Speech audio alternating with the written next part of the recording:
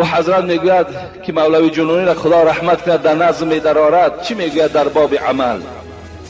شنو که قصه لقمان هوش داشت. ای مردم، من به همین الحال اطراف خود مسجدی ها مراجعت میکنم. حضرت مولوی میگوید همین قصه را گوش کن و از این خلاصه برآر. شنو که قصه لقمان هوش دار، به اول بنده شخص گرفتار. و در اول میگوید حضرت لقمان غلام بود، یک مولا داشت، یک رئیس داشت، یک خجین داشت. شب آمد سری بالین مولا، بگفت ای مردی غافل خیز از جا. یک شب میگوید این دوستان خدا شبم خواب نداشتند و دلشان با یک برادرشان میسوخت که وی هم باید عملی صالح داشته باشد. آمد خجینش، وی سردار، وی پولدار، وی منصبدار، خواب در غفلت.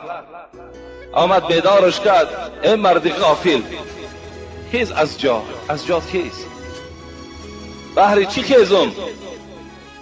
گفت ای مردی غافل خیز از جا.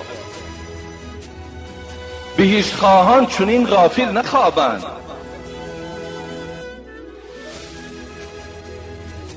گفت بهر این خیز که آدمی که اگر بهشت خواهد، آدمی که از ناز و نعمت جنت خواهد، مثل تو عمرش به خواب نمیگذراند. از جات خیز. گفت که بهشت را، که عابد را بهشت آماده رضوان، به غافل دوزخی پرنار سوزان. گفت آخر من دانش دارم، من فهمش دارم، من علم دارم. میدانم که کسی که اگر عابد باشد، کسی خدا ترس باشد، کسی در امرهای پروردگار قائم باشد، بهشت برای او واجب می شود. لیکن کسی در دنیا نام انسانی دارد لکن از همه کردارها دور، از همه عملهای نیک دور است، برای وی دوزخی پرنار، دوزخی سوزان انتظار است. شب دیگر بیامد باز لقمان. حضرت دلشان می سوختند. چگونه که امروز دل ما هم می سوزد که همه برادرای ما در نماز جمعه باشند، همه خواهرای ما با حیا باشند. باز حضرت شب دیگر آمد، دلش طاقت نکرد. شب دیگر بیامد باز لقمان، بگفت ای خواجه طاعت کن به سبحان. ای سبحان ترا آفرید، ای سبحان این منصب و پول و مال برای تو داد، این جایگاه های ملایم برای تو آماده کرد، این بالشت های ملایم در زیر کشی تو به خاطر داد که تو او را عبادت کنی. باز خواب هستی. خیز از جات. گفت خیز عبادت کو پروردگار تا. و من خلقت الانس والجن الا لیعبدون. زیرا پروردگار ما میگوید من آدم برای چی آفریدم؟ تا که مرا عبادت کند، تا که در پیش من سجده کند، تا که در پیش من رکوع کند. من به این خاطر آفریدمش. خیز از جا. این مولا که خیلی سرکش بود، خیلی کبر که داشت، چی گفت؟ بگو رو ای غلام ایزید کریم است.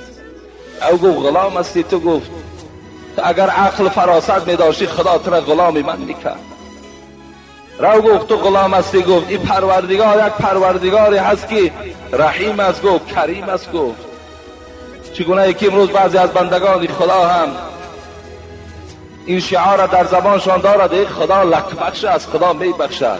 عرق خورده است خدا می بخشد. بی نمازی کرده است خدا می بخشد. کی می بخشد؟ تو را می بخشد. بگفت رو ای غلام ایزید کریم است، برای مستمندانش رحیم است. حضرت لقمان که دویم شب آمده بود غضبناک شدند.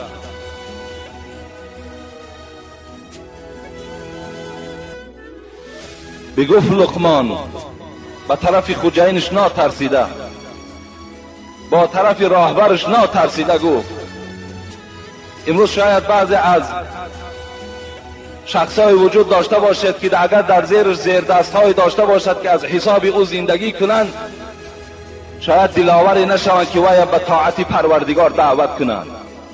برای که از حساب او نان یافته ایستادند، اینقدر غیرت پیدا نمیکنند که برادر روز از روزها این منصب و دولت از سر ما و شما میماند. بیا امروز به طاعت پروردگار راست شویم، بیا امروز خداوند خود امانت راضی گردانیم. اینا گفتن نمیتونند. دیگه حضرت لقمان گفتند چی گفت؟ بگفت لقمان اگر ارزن بکاری و فردا هیچ گندم بر نداری. امروز گو ارزن کاریدی، امروز عمرت به خواب بگذرانی، امروز از پروردگارت سرکشی کردی، در حاصل ارزن نیست گفت، یا در حاصل ارزن تو گندم نمیگیری، خواب کردی، به غفلت گذرانیدی، دوزخی پرنار منتظر توست. و حضرت گفتن زراعتگاه دنیا جای کیشت است، عبادت قیمتی باقی بهشت است.